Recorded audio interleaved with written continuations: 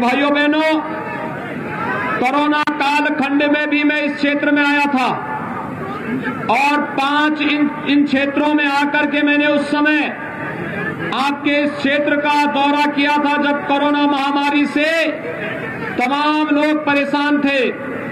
और उस समय मैंने आपको एक बात के लिए आश्वस्त किया था कि कोरोना महामारी वैश्विक महामारी है और इस वैश्विक महामारी के दौरान आपकी समस्या का समाधान करने के लिए किसी ने कार्य किया था तो भारतीय जनता पार्टी की डबल इंजन की सरकार ने किया था। आप मुझे एक बात बताइए, जो लोग इटावा को अपनी व्यक्तिगत बपौती मान लिए थे, क्या इटावा में ये लोग कोरोना कालखंड में देखने के लिए आए थे? कभी किसी ने हालचाल लेने का प्रयास किया? तो भाइयों बहनों, इनसे उम्मीद क्या करते हैं फिर आप? इनसे कोई उम्मीद करते हैं क्या? देखिए, ये लोग केवल इटावा के नाम पर 5 साल पहले क्या स्थिति थी आपको कुछ जानकारी है ना?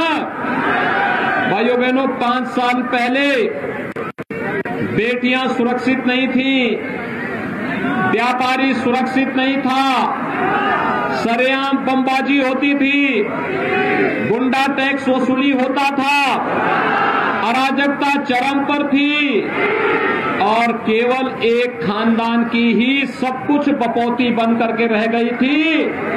जिस जमीन और जिस संपत्ति की उन्होंने इशारा किया, शाम को उस गरीब को वहां से उजाड़ करके और उस संपत्ति को अपना बनाने का ये लोग कुत्सित प्रयास करते थे।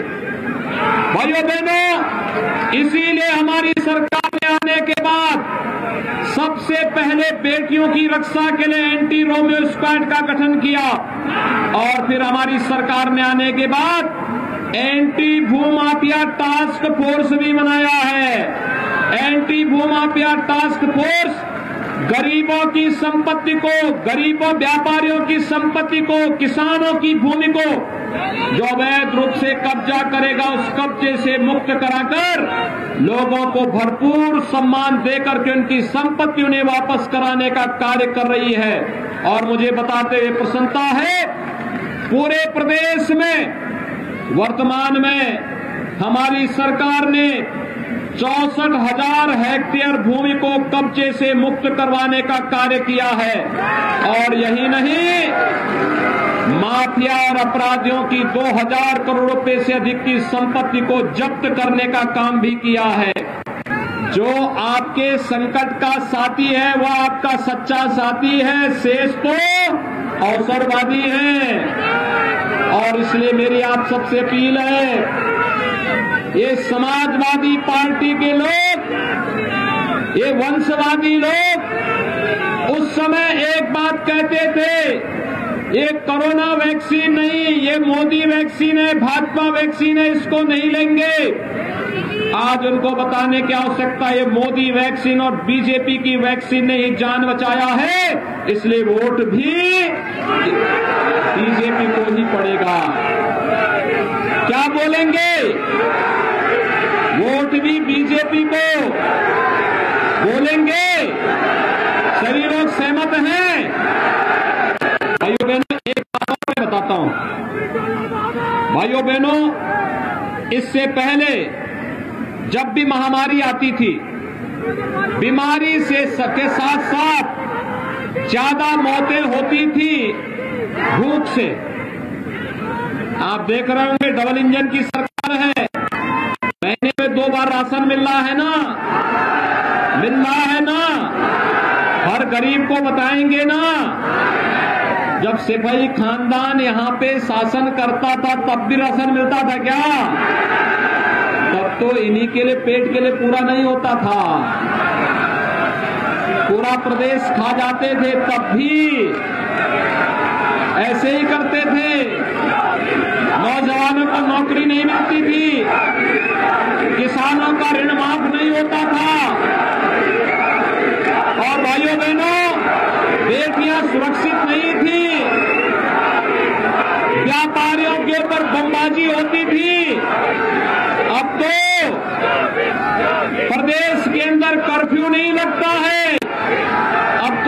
कांवड़ यात्रा निकलती है, धूम धड़ाके के साथ कांवड़ यात्रा। और भाइयों बहनों, यही नहीं, अब कांवड़ यात्रा के साथ साथ पहले 2017 के पहले व्यापारियों पर, किसानों पर बमबाजी होती थी। अब तो कांवड़ यात्री निकलता है, हर हर बम बम का नारा लगाते हुए निकलता है। बम मारने वाले चले गए अब दूसरे लोग की यात्रा में। आज प्रदेश में अपराध नहीं, बेटियां सुरक्षित हैं। कोरोना भी प्रदेश के अंदर कर्फ्यू नहीं लगा पा रहा है, क्योंकि सरकार आपके साथ खड़ी है।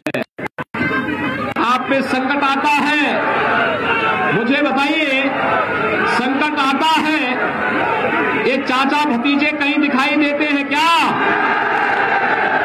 संकट आता है तो ये सिपाही खानदान जो महाभारत के सभी रिश्तों को पाला हुआ है, क्या कहीं दिखाई देता है क्या?